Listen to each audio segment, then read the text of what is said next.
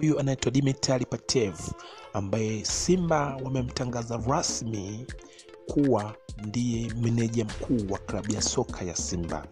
Dimitar Patev ambaye amekuwa kocha mkuu wa timu ya Gaborone United ya nchini Botswana amekuwa hapo akitumikia timu hiyo, na hatimaye Simba wameweza kuona uwezo wake na kumvuta kuwa meneja mkuu wa timu hiyo. Katika mchezo wa kwanza timu ya Gaborone na Simba akuruhusiwa kukaa katika benchi na kuisimamia timu hiyo, na hiyo CAF kumruhusu kwa sababu ya elimu yake ambaye yeye ana UEFA A na anayotakiwa ni UEFA Pro ili aweze kuwa kocha kamili ambaye amekizi sifa hizo.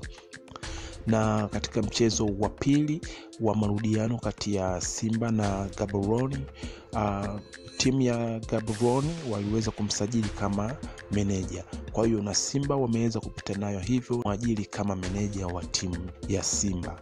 Na kwenye touchline pale atakuwepo Selemani Matola.